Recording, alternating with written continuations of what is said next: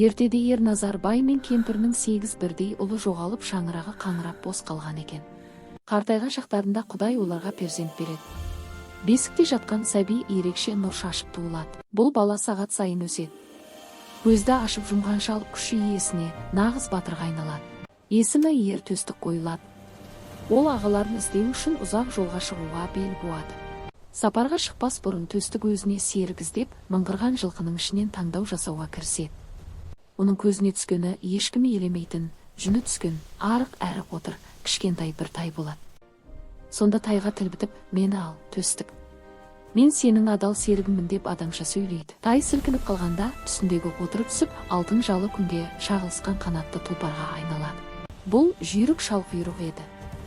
Төстік тұлпарына мініп таулардан асып, алға қарай зымырайды. Бір кезде олардың алдынан тұман арасынан қорқынышты, зұлым жалмауыз кемпір шыға келеді. Төстікпен аты түбі жоқ қараңғы тұңғиыққа құлайды. Олар жер асты әлеміне түседі. Мұнда алып жыландар мен құпия тастар жарқырап тұрған еді. Бұл жылан Бапы ханның патшалығы еді. Хан тағында отырып Төстікке қаһарлана қарайды. Бапы хан, менің жауларымды жеңсең ғана ағаларыңды босатамын деп шарт қояды. Төстік ханның шартына көніп, өзіне көмектесетін мықты достар іздеп жолға шығады. Алдымен аяғында ауыр шынжыры бар, бір орында тынбай жүгіріп тұрған жігітті көреді. Шынжыр шешілген сәтте, ол көз ілеспес жылдамдықпен зулай жөнеледі. Бұл жүйрік желаяқ еді. Әрі қарай олар алып тауды бір қолымен көтеріп тұрған Таусоғар есімді дәу батырды кезіктіреді. Көлдің суын бір-ақ ұрттап таусып жатқан қарны үлкен Көлтаусар да оларға қосылады. Сөйтіп Ер Төстік, Шалқұйрық және 3 ғажайып дос бірігіп, Бапы ханға қарсы тұруға дайын болады. Бірінші сайыс, бәйге. Хан жағынан сиқырлы сыпырғышы бар Мыстан кемпір жарысқа шығады. Ал біздің жақтан жүйрік желаяқ шығады. Ол саспастан керіліп, өзіне сенімді түрде дайындалады. Жарыс басталды. Мыстан кемпір артына күлгін түтін қалдырып, зымырандай ұшып кетеді. Бірақ желаяқ желден де жылдам. Ол Мыстанды оңай басып озып, шаң қаптырып кетеді. Желаяқ мәреге бірінші жетіп, жыландар елін таң қалдырады. Алғашқы жеңіс біздікі болды. Хан заланып екінші сынақты бастайды. Ол қозғалту мүмкін емес, ал тасты көтеруді бұйырады. Ортаға Таусоғар шығады. Оның бұлшық еттері ойнап, бойындағы күш қуаты тасып тұреді. Таусоғар дәу тасты допша лақтырып жібереді. Жер сілкініп, шаң аспанға бұрқырап көтеріледі. Бапы ханның көзі қызарып, ашудан жарыла жаздайды. Ол ең соңғы қауіпті сынақты бұйырады. Ортаға астында от лаулаған, ішінде суы бұрқсар қайнаған алып темір қазан әкелінеді. Оның ыстығы бет қаратпайды, жалыны шарпиды. Хан осы қазанға түсуді талап етеді.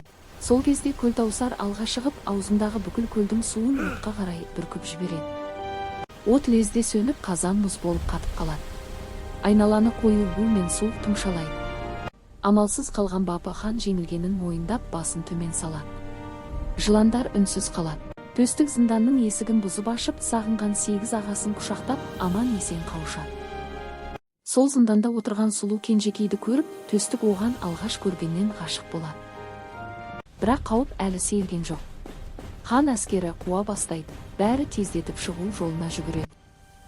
Шалқұйрық сиқырлы күшпен үлпейіп, барлық адамдарды, ағаларды және қызды арқасына мінгізіп алады. Тұлпар қараңғы тоннельмен тік жоғары, жарық дүниеге қарай құстай самғап ұшады.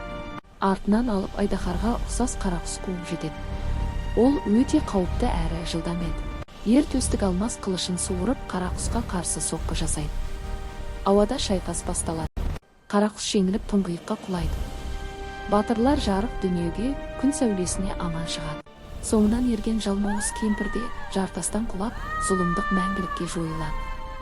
Алыстан туған ауылдың ақ киіз үйлері мен жасыл жайлауы көріне бастайды. Бейбіт өмір. Кемпір мен шал ұлдарын көріп, құшақтарын жая, көз жастарына ерік беріп алдан шығады. 9 ұл мен ата-анасы қауышып, ұзақ уақыттан кейін отбасы түгелденеді. Бұл зор бақыт еді. Көп ұзамай дүбірлеген той басталады. Төстік пен кенжекейдің бақытты күндері осылай туады. Алтын жал Шалқұйрықта өз үйіріне қосылып, далада еркін шауып, шаттана кісінейді. Ел жұрт домбыра тартып, ән айтып, би билеп батырдың ерлігін жырға қосады. Содан бері ер төстік ел қорғаған, қайтпас қайсар батыр ретінде тау шыңындай биік болып қалыпты.